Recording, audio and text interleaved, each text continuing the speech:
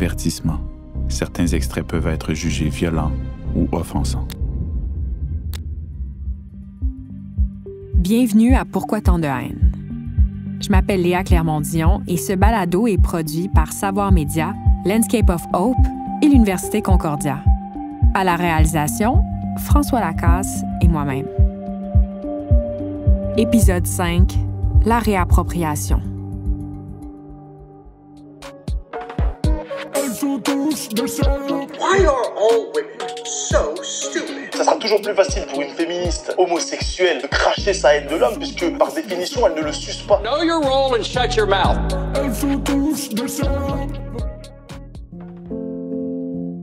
Dans le dernier épisode de Pourquoi tant de haine, j'ai pris le temps de discuter avec Vivek Venkatesh, professeur à l'Université Concordia en éducation des arts et fondateur de Landscape of Hope. J'avais besoin d'espoir après avoir passé 7 ans à déconstruire la haine. Par sa pratique, Vivek cherche à déconstruire les discours haineux avec les jeunes. En l'écoutant, j'ai compris que les réseaux sociaux pouvaient être aussi un lieu de réponse à la haine par l'engagement. Les millénarios se réapproprient un lieu qu'on dit gangréné. Comment les jeunes qui sont pour moi l'avenir perçoivent cet espace qu'on prétend tellement toxique?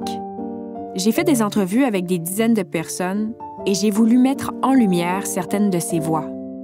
Le premier jeune que j'ai rencontré, c'est Émile Roy. C'est un réalisateur et YouTuber. Il connaît bien les réseaux sociaux. Il s'est imposé avec des courts-métrages diffusés en ligne portant sur des thématiques sociales comme la crise climatique.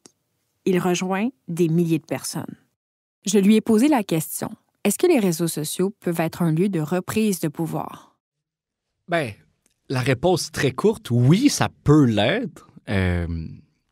Ce que je dis dès le départ, c'est que c'est un outil extrêmement puissant. Moi, je l'ai vécu dans sa plus grande puissance. Les réseaux sociaux peuvent tellement être un porte-voix qui te permet de rejoindre des milliers, des centaines de milliers de personnes, de sensibiliser, de peut-être même briser la solitude puis l'isolement parfois. Ça, c'est un outil exceptionnel et c'est aussi très démocratique. C'est-à-dire que dans l'histoire, je ne sais pas s'il y a eu d'autres plateformes, d'autres médias qui donnaient accès à ce porte-voix-là absolument à tous les groupes, toutes les communautés. Aujourd'hui, tout le monde peut se connecter sur les réseaux et écrire, parler, envoyer des photos, des vidéos et parler d'un enjeu peut-être qui est important et peut-être se faire entendre par un grand groupe de personnes. Et ça, dans l'histoire, je ne sais pas si on a eu des outils comme ça. Alors aujourd'hui, on est face à ces grands outils qui viennent avec des enjeux parce que ça nous... Oui, c'est magnifique et c'est puissant pour plein de choses, mais c'est aussi dangereux. Il y a des injustices énormes. Donc, il y a des enjeux aussi très forts, là. Moi, je m'appelle Apolline, j'ai 23 ans. Et moi, un peu ce que j'ai fait, c'est que je suis partie dans des études de prépa littéraire à Paris. Donc, pas mal axé sur la culture, la littérature, etc. Et en fait, au bout de mes 2 années, je me suis dit que j'avais envie de m'orienter vers la communication. Les réseaux sociaux, ce qui est intéressant, en fait, c'est que par définition, la façon dont ils ont été créés, ça représente, ça constitue en fait la contribution de plein d'internautes, de plein d'individus, et c'est une co-construction. Donc en fait, les réseaux sociaux, par rapport aux jeunes, ça a une représentation extrêmement importante puisqu'ils sont nés en même temps que les réseaux sociaux. La génération 15-25 ans, on a vraiment évolué avec. Et donc, forcément, on a une part importante dans la contribution et dans la création du contenu, dans la création de l'évolution de ce média. Donc, en fait, les jeunes ont un gros rôle à jouer dans les médias numériques, dans les réseaux sociaux, puisque, en fait, ils ont les capacités de les utiliser qui sont complètement différentes des autres générations, puisqu'ils sont, ils sont nés avec. Et en fait, les réseaux sociaux, ça peut être vraiment la possibilité de se réapproprier un discours, puisqu'on a, en fait, dans les médias traditionnels, qui vont être la télévision, la radio, les journaux, etc., un discours qui va être plus unilatéral, qui va plutôt être dirigé sur le public, alors qu'en fait, les réseaux sociaux, c'est une opportunité, notamment pour les générations plus jeunes, de créer leur propre contenu, de porter leurs propres paroles et de se réapproprier un discours. Donc, dans ce sens-là, je trouve que c'est quand même effectivement une possibilité pour les jeunes de donner leur avis et de créer un peu leur société à leur image. On a vu récemment sur les dernières années l'émergence de TikTok, par exemple, où en fait on va avoir de plus en plus de jeunes personnes qui vont intervenir sur des sujets, beaucoup de challenges. Donc voilà, il va y avoir des challenges plus légers, mais il y a aussi plein de challenges qui sont sur des sujets d'harcèlement, justement, de situations d'attaques antiféministes ou contre les femmes, ou plein de sujets qui vont être relayés. Bon, on l'a vu aussi avec Black Lives Matter, par exemple. Il y a pas mal de mobilisations, en fait, qu'on voit au fur et à mesure des années qui vont vers un sens où les jeunes vont prendre la parole, vont intervenir et vont aussi... il va y avoir un individu qui va parler sur un sujet et puis il va y avoir une reproduction qui va se faire et d'autres personnes vont avoir envie de lever la parole. Et ça, je pense que de manière générale, on l'a vu aussi avec MeToo et d'autres grands sujets. Sur les réseaux sociaux, il y a cet effet un peu de viralité qui peut être à la fois négative et à la fois positive. Mais quand il va y avoir un individu qui va intervenir sur un sujet, il va y avoir suffisamment de relais, de portée.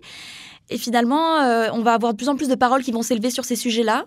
Selon moi, en fait, les réseaux sociaux, il y a un pouvoir extrêmement fort qui est qu'il peut y avoir une mobilisation derrière. C'est-à-dire que les individus vont pouvoir, en parlant d'un même sujet, se retrouver, se regrouper, créer des communautés, en fait, des communautés en ligne sur des sujets politiques extrêmement forts.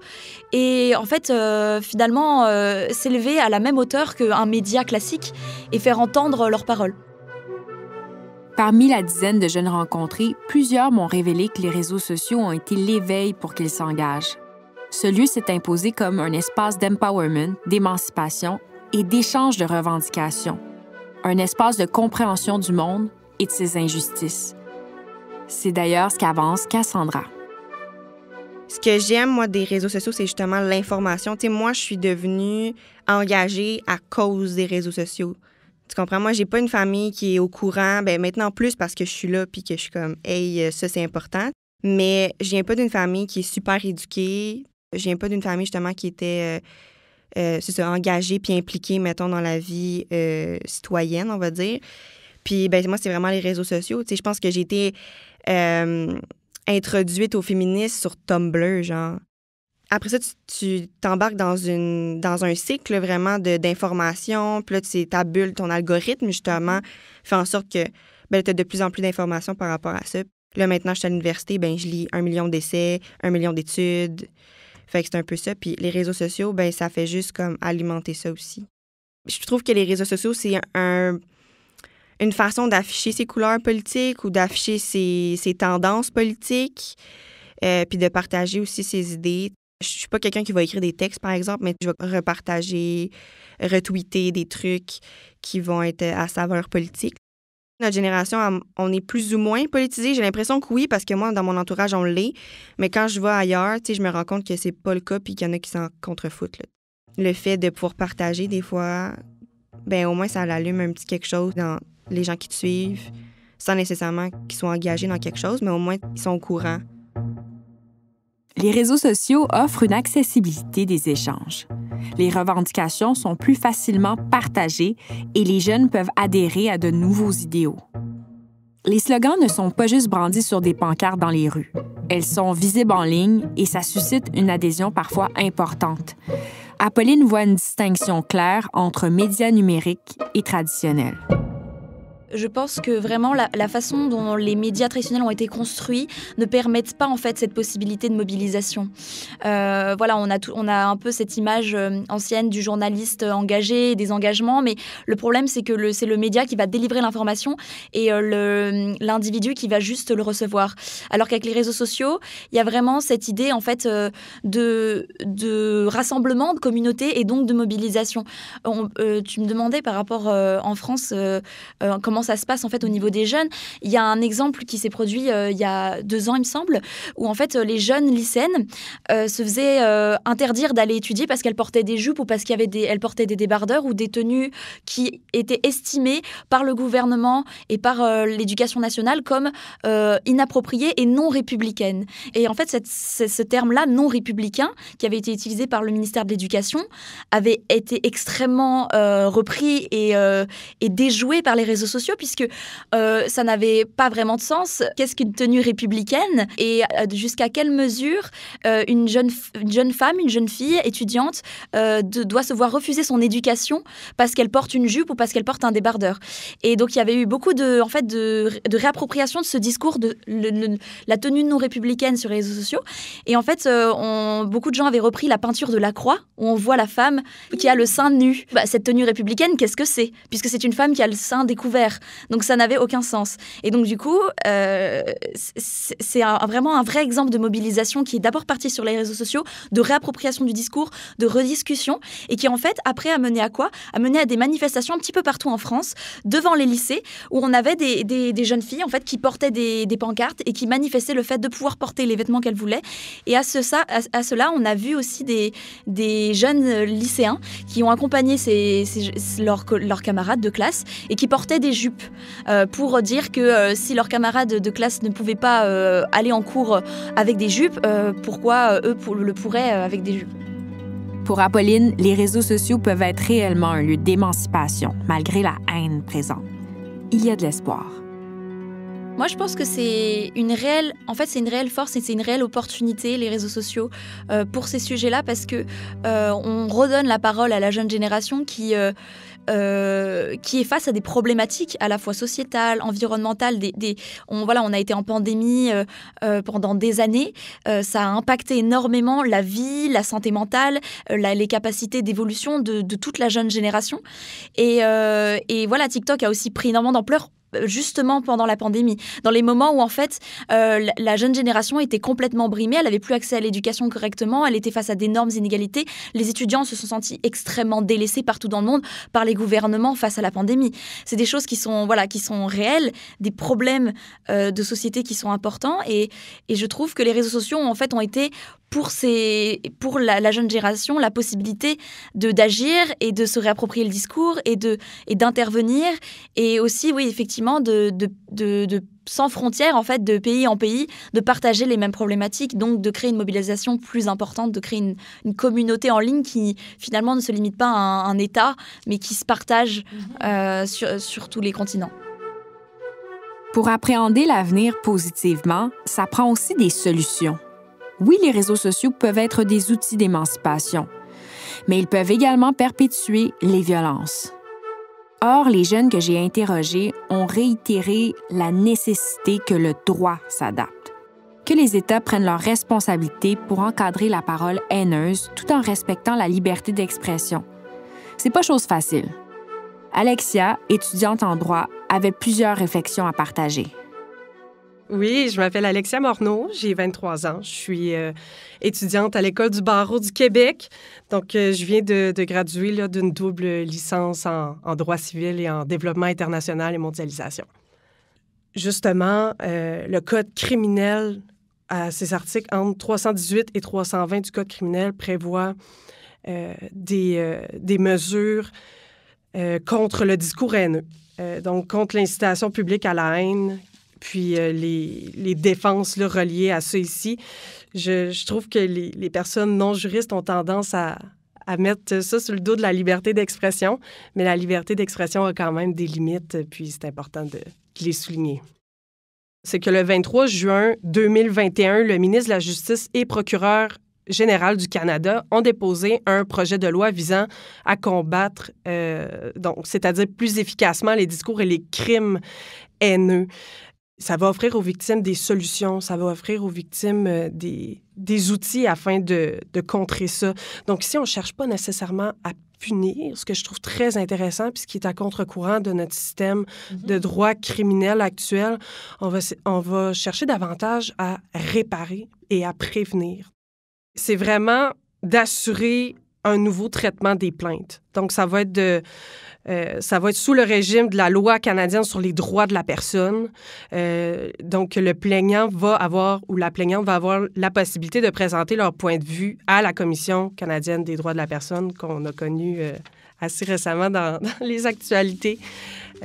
Ça va être ça ici, ça va être de faciliter la dénonciation. La dénonciation, exact, le dépôt d'une plainte.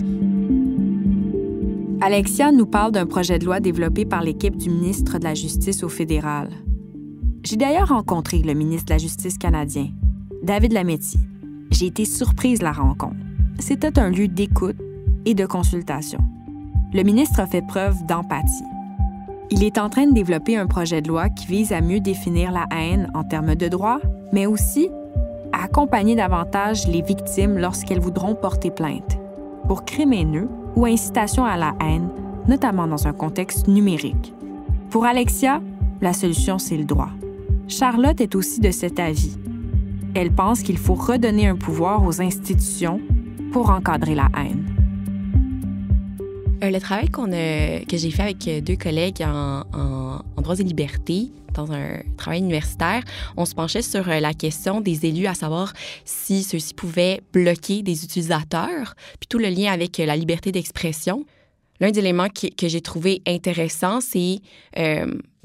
Je parlais un peu avec mon chapeau de juriste, mais le fait que présentement au Canada, il y a un vide juridique par rapport à la législation en lien avec les réseaux sociaux. Puis là, ça fait en sorte que, justement, si on éprouve des problèmes, par exemple des commentaires haineux, bien, c'est de notre propre responsabilité à signaler ces commentaires-là. Je pense qu'il y a aussi certains réseaux sociaux où il y a un processus qui se fait automatiquement, mais c'est imparfait.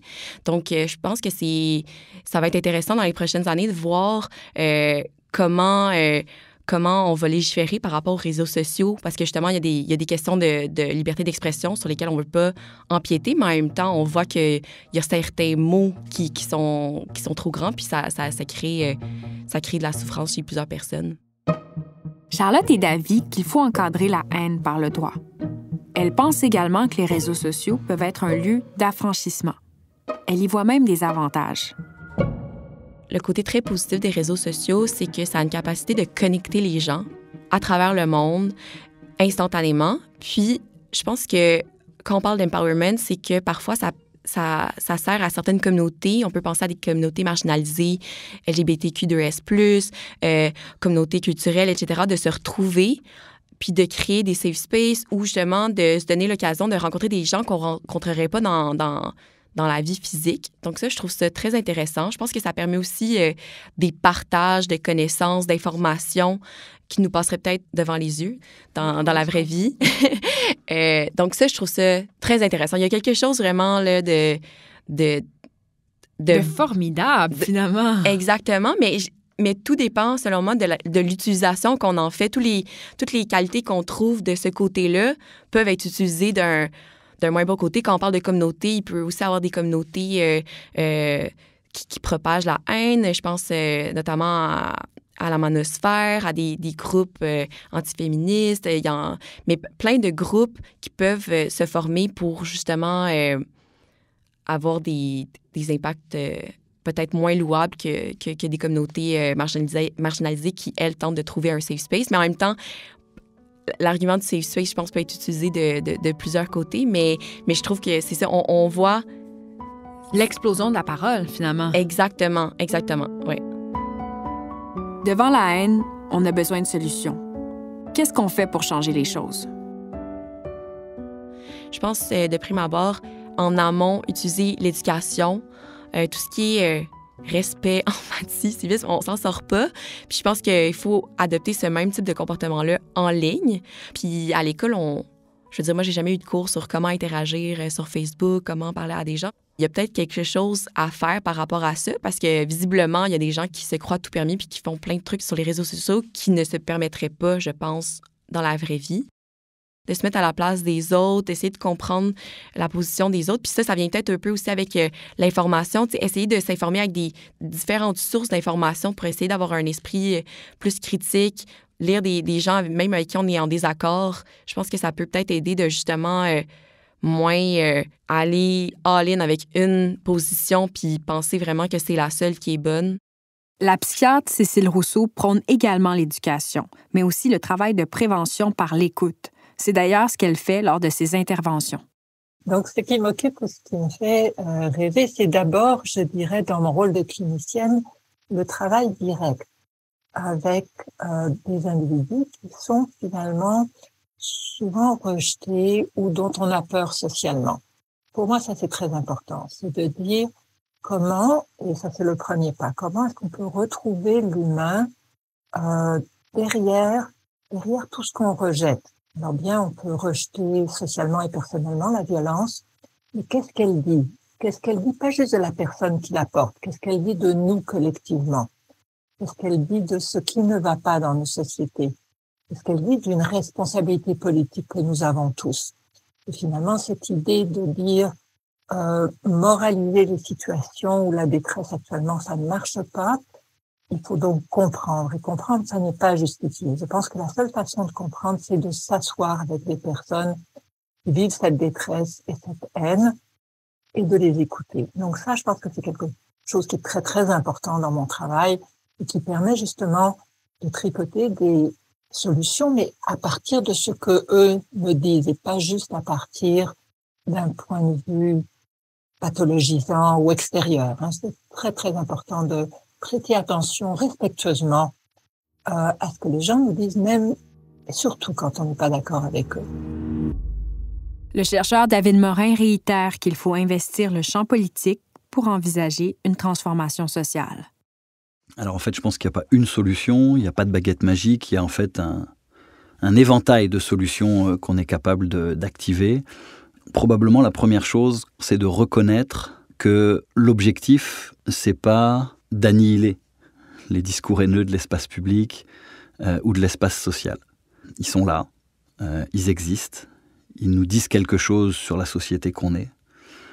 L'objectif, c'est plutôt de s'assurer que ça ne devient pas la norme.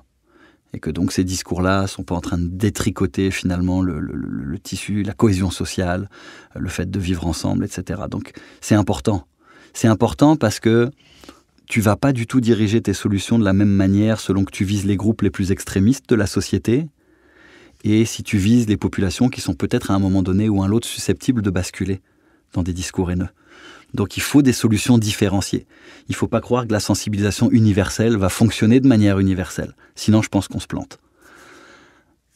La deuxième chose importante, c'est une forme de sensibilisation auprès des responsables politiques. Ça me semble fondamental. C'est sûr que je prêche pour ma paroisse, je suis politologue, donc j'ai tendance à penser que les solutions politiques sont plus importantes que les autres, même si ce n'est pas vrai. Mais je pense que une partie de la classe politique n'est pas assez consciente des effets extrêmement nuisibles et toxiques que ce type de discours peut avoir collectivement. Un autre aspect, c'est plus à un niveau préventif. Alors, je pense qu'actuellement, ce qui m'intéresse ou me motive, c'est le fait que tous nos indicateurs de la violence sont à la hausse. Donc, pas juste la violence extrémiste, aussi la violence non idéologique, aussi la violence intrafamiliale, aussi la violence conjugale, aussi les homicides tout court et les homicides commis par des personnes ayant des problèmes sentimentaux. Et ce que ça nous dit, même si les niveaux en tant que tels ne sont pas ces temps-ci supérieurs à ce qu'on avait par exemple il y a 30 ans. Mais la direction de toutes ces courbes conjuguées est assez abrupte. Donc, ce que ça nous dit, c'est qu'on s'en va vers une tempête et qu'il faut penser, aller au-delà des silos pour essayer de penser comment est-ce qu'on va pouvoir essayer d'aplatir la courbe de la violence qui est en train de monter dans nos sociétés et entre nos sociétés. Ça, je pense que c'est très important parce que ça va pouvoir, je dirais pas rétablir la paix sociale, on s'en va vers une période de tempête, mais au moins essayer d'éviter une guerre ou une grande désorganisation sociale. Donc, l'idée, c'est dans une perspective préventive, on s'en va vers une période difficile et quand vous affrontez une tempête, il faut se préparer à la tempête et voir comment on peut la traverser en préservant notre humanité et en préservant ce qu'on veut en termes de démocratie, du type de société qu'on veut, sans se rigidifier, ce qui a tendance à arriver. Donc ça, je pense qu'avec les données qu'on a, et nous on collecte au niveau recherche beaucoup de données épidémiologiques, mais aussi qualitatives, c'est une invitation à penser ces temps-ci la violence entre les domaines, entre les silos. Je pense qu'on a besoin de faire ça en ce moment.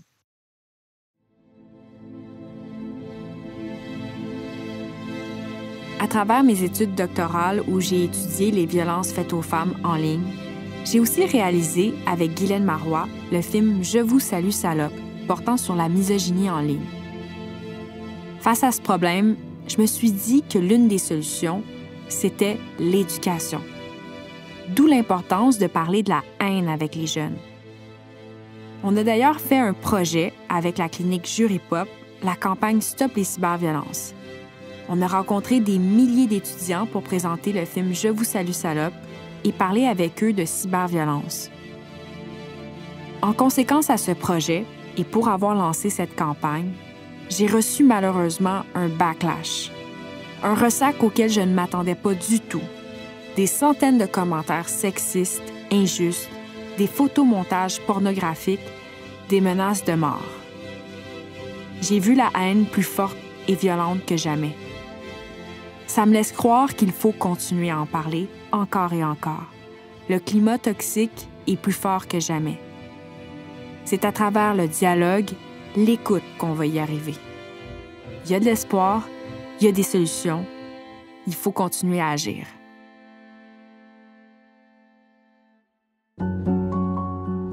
Ce balado est produit par Savoir Média, Landscape of Hope et l'Université Concordia en partenariat avec le gouvernement du Québec. Idée originale, animation, recherche et scénario, Léa Clermont-Dion. Co-réalisation, François Lacasse et Léa Clermont-Dion. Prise de son, habillage sonore et mixage, Maxime Brunet, Angus Tarnavski et François Lacasse. Musique originale, Antoine Rochette. J'aimerais remercier les professeurs Vivek Venkatesh et Owen Chapman d'avoir cru au projet et pour l'accompagnement. Responsable de la production originale, Dominique Joly. Direction générale et production exécutive, Marie-Josée Lestage.